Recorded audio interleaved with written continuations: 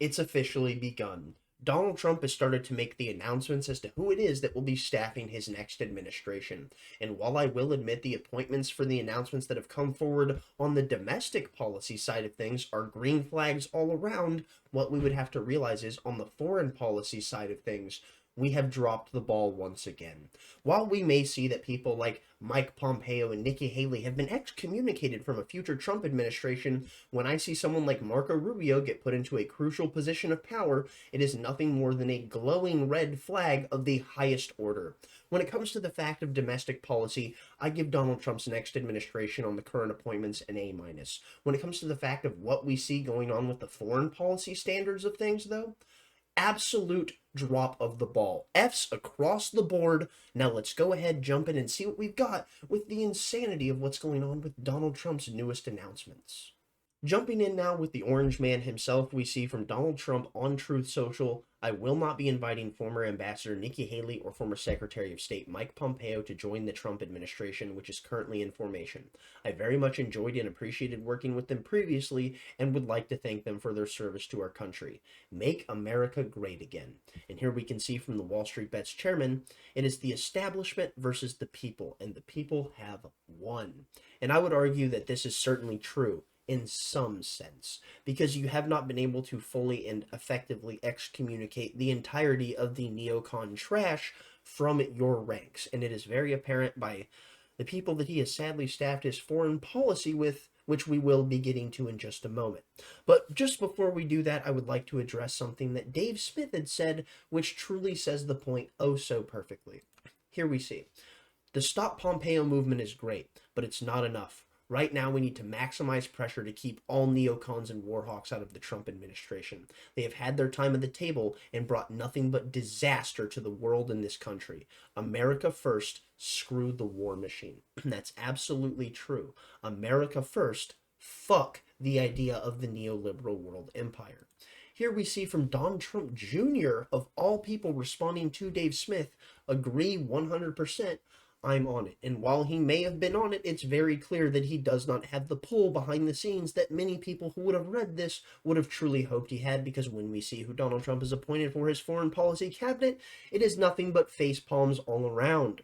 Jumping on now, here we see from Bill Kristol, aka one of the worst human beings on planet Earth, assistant architect of the Iraq War and U.S. Middle East foreign policy and our current military doctrine as to how we operate, neoconservative hawk, vile warmongering cretin, and bloodthirsty monster. Here we see from Bill Kristol, Donald Jr. agreeing with and amplifying pro-Ron Paul, pro-Alex Jones, anti-Israel guy on staffing the Trump administration.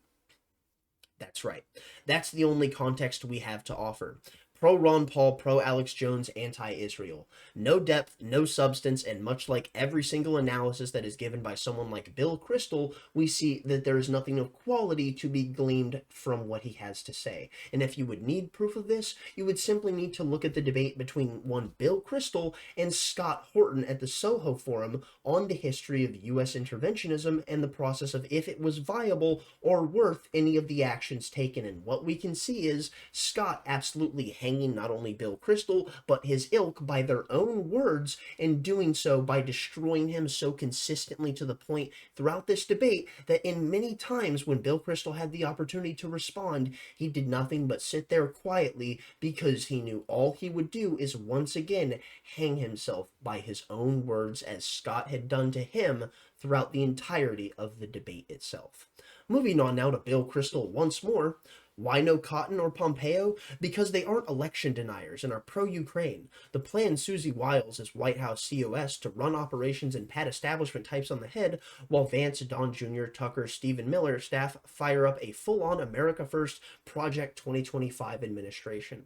Oh, you mean that thing that the voters who voted for Donald Trump would desire?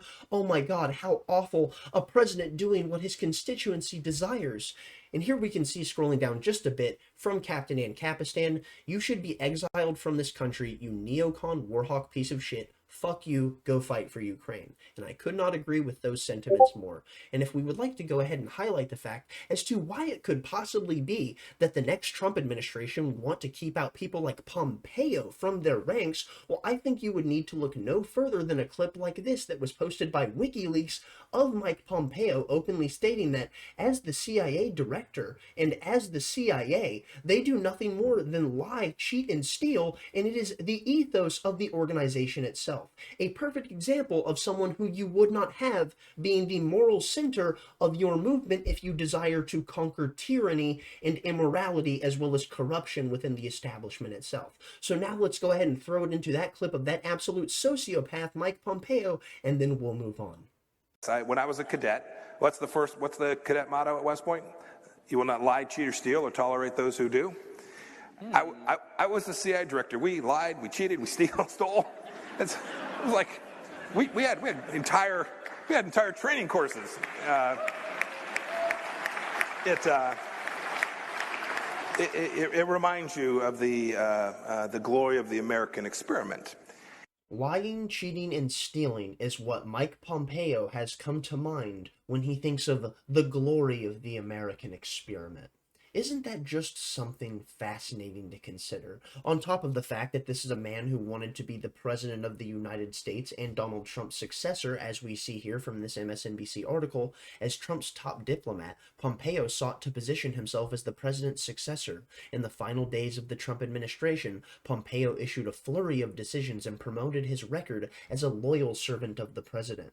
And do you know what that echoes? The sentiments of the current day, because what we saw was in the very end of Donald Trump's series of campaign stops, who was with him? Mike Pompeo, showing his fealty and his loyalty to Donald Trump, trying to cozy up and get a position within his administration.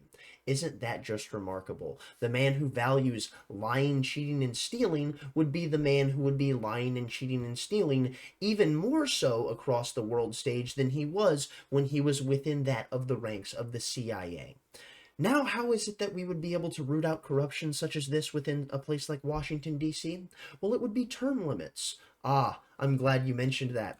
Here we see from the Econo Times, Donald Trump's bold move, I'll end congressional careers with term limits. And this would be a major blow to the power structure within that of Washington, D.C. itself, and I must admit, it would be marvelous to see.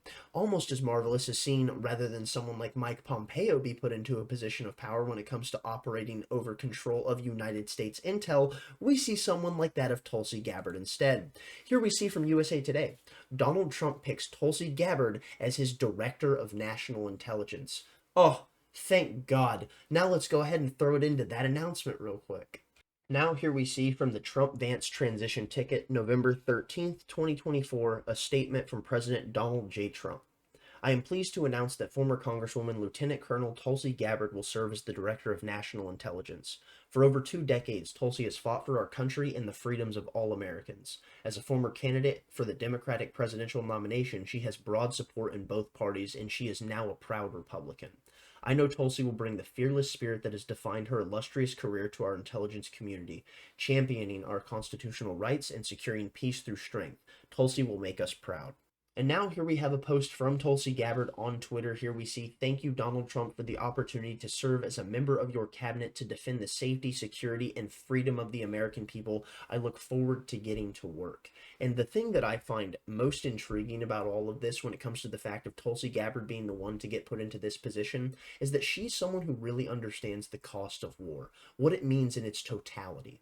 And why is that? It's because she served in a medical unit in Iraq. She saw the true weight of what is thrust upon people's shoulders in conflict, and she had to stitch them up endlessly. And in many ways, you could say she is far more familiar with the true cost of war than many of the soldiers who go to fight in it, because she is the one who has to see the negative ramifications across so many of the men and women that she loves who serve alongside her.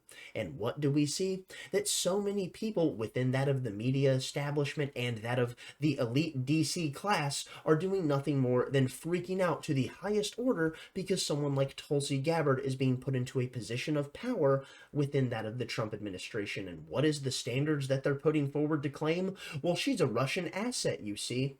No, I'm not kidding. These are some of the things that are being stated, and in many ways by some of the stupidest people.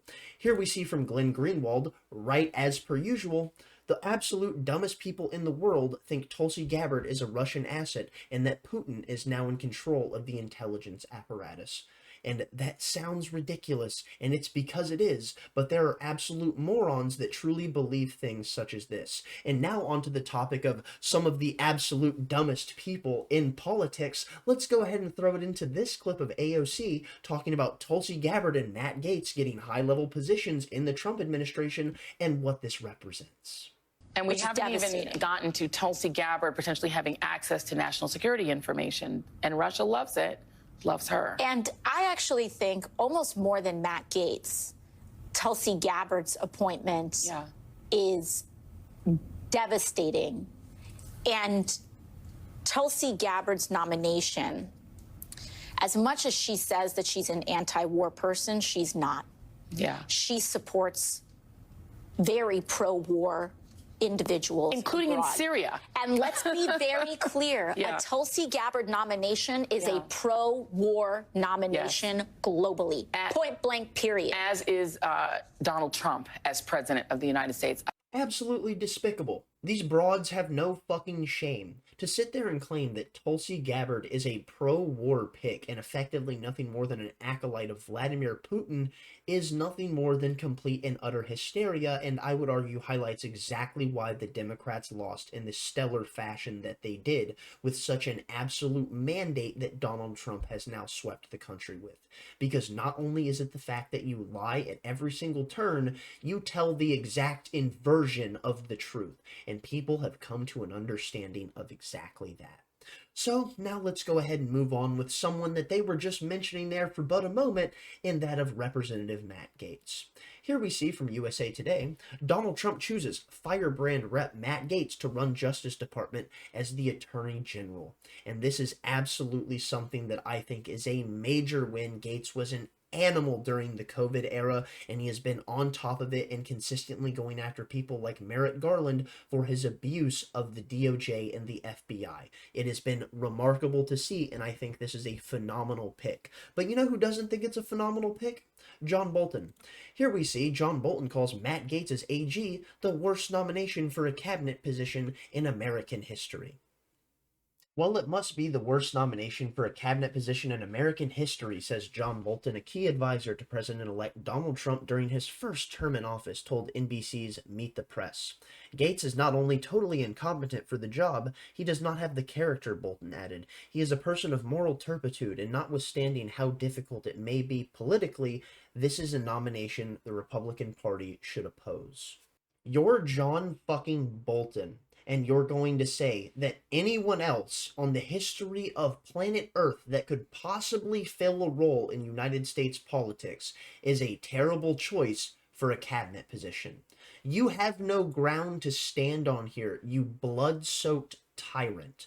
It is absolutely mind-blowing, but what's even more insane is the fact that now John Bolton is claiming that we need to have probes going into Tulsi Gabbard and Matt Gaetz because apparently they're a serious threat. And what could that threat possibly be? Well, don't you understand? It's Russian influence within the government of the United States. They have still not abandoned the Russiagate scandal because they have nothing and they are flailing, and I would argue what we are seeing is a perfect example of exactly that. And not only do we see people like John Bolton losing their minds over someone like Matt Gaetz getting put into a position of power, but also Jonathan Greenblatt of the ADL. Here we see Rep. Matt Gaetz has a long history of trafficking in anti-Semitism, from explaining his vote against the Bipartisan Anti-Semitism Awareness Act, which was literally an act stating that if you criticized Israel or their foreign policy in any way, shape, or form, or their involvement in American politics, then you were being anti-Semitic. Complete nonsense, but alas, we continue on. By invoking this centuries-old trope that Jews killed Jesus to defend the Great Replacement theory and inviting a Holocaust denier as his 2018 State of the Union guest, he should not be appointed to any high office, much less one overseeing the impartial execution of our nation's laws. Ah, yes. as we can see, once again doing nothing more than throwing out nonsensical talking points because you have no merit to what you actually have to say, and thus you will sit there and spun and spitter into the ether and do nothing more than cope and seethe, you absolute fucking cunt. Alrighty, now let's go ahead and jump on to someone else that is easily just as bad as someone like Jonathan Greenblatt or John Bolton. Here we see, well, Marco Rubio appears to have been given the position as the Secretary of State, and once again, like I stated, we see that Donald Trump's foreign policy establishment is looking like an absolute facepalm at every single turn. And now here you have the announcement from the CIA cutout organization that is the Associated Press. Things to know about Senator Marco Rubio, Trump's pick for Secretary of State. Because certainly, this article from the AP would be able to give us some nuance about things that we didn't know before. Relevant information that would actually give us a new understanding on the situation. No, of course not. It's terrible, and it doesn't actually tell you what matters most when it comes to the fact that this man is going to be in charge of foreign policy, and we are dealing with an agenda under that of Donald Trump that is supposed to be America first, but in many ways, that is the last thing Marco Rubio will ever represent. What is it that he's good on? Let's go ahead and speed run it. Nothing. Let's go ahead and cover what he's bad on. He's bad on Iran, he's bad on China, he's bad on Russia, and he's bad on Israel. He sucks on all of these topics, and because of that fact, he is going to be awful as that of the Secretary of State. I truly cannot wait to see what unfolds from this, because it will be something that Donald Trump will have to grapple with in real time, and his supporters are most certainly going to be standing against the standards of what someone like little Marco here has to bring forward. There are so many different things I would like to talk about when it comes to the fact of the border appointments, what's going on with DOGE, the Department of Government Efficiency being led by Elon Musk and Vivek Ramaswamy, RFK Jr. being put at the head of the HHS, Thomas Massie possibly being put at the head of the agricultural sector. There is so much here that needs to be talked about, but if I sat here and went through every single bit of everything that I wanted to in this video, we'd be here for the next couple of hours. So I'm going to go ahead and call it here. Thank you for watching if you got this far. Thumbs up if you liked it, thumbs down if you didn't. Tell me where I'm wrong in the comment section down below. Stay lovely, stay great, tell someone you love them, my friends, and most importantly, don't let politics divide you from the fact of those you love, because there are so many different things that they have to offer you, and politics, truly being nothing more than the devil's game, will only destroy your ability to see the beauty in what they can offer your life. So make sure that no matter how guarded you may be against their political standings, you never allow it to be something that taints your perspective of them. Thank you for watching. Peace out.